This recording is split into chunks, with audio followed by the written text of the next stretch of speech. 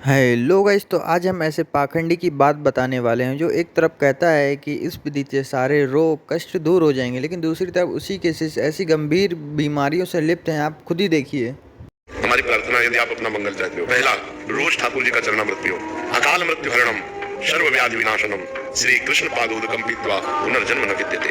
अकाल मृत्यु आपकी नहीं होगी। सर्व व्याधि विनाशनम, समस्त रोगों का नाश करने की सामर्थ्य। अब आप इसके शिष्यों के हाल देखिए और इसके जवाब सुनिए, कैसे जवाब देता है और इसके शिष्यों के कैसे हाल हैं।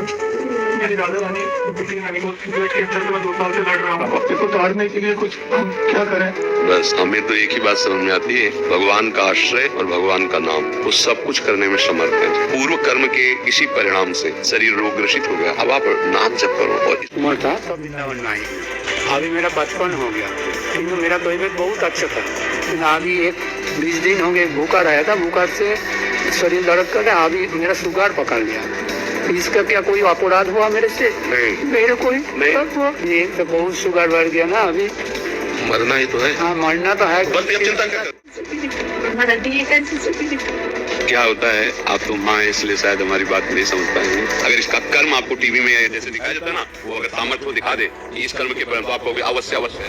आप देख सकते हैं इस पाखंडी को एक तरफ कह रहा था कि इस विधि से सारे रोग कष्ट दूर हो जाएंगे, दूसरी तरफ कह रहा है कि इस लड़के को इसके कर्मों के भोग भोगना पड़ रहा है। अब देखिए, संत रामपाल जी महाराज जी यजुर्वेद में से बताते हैं कि पूर्ण परमात्मा घोर से घोर पाप भी नष्ट कर देता है।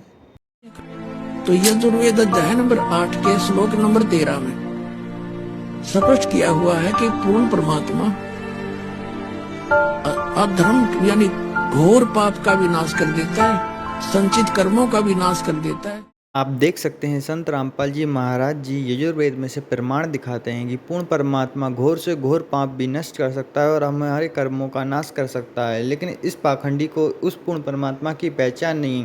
यदि आपको उस पूर्ण परमात्मा को जानना है तो इस नंबर पर अपनी डिटेल सेंड कर ज्ञान गंगा पुस्तक मंगवाकर संत रामपाल जी महाराज जी से नाम दीक्षा लीजिए, क्योंकि संत रामपाल जी महाराज जी डंके की चोट पर कहते हैं कि उनके द्वारा बताई गई विधि से कैंसर कैंसर के बाप भी ठीक हो सकता है। आप खुद ही सुनिए।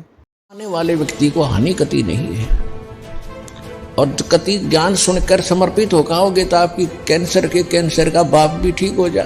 भगवान किसे कहते हैं?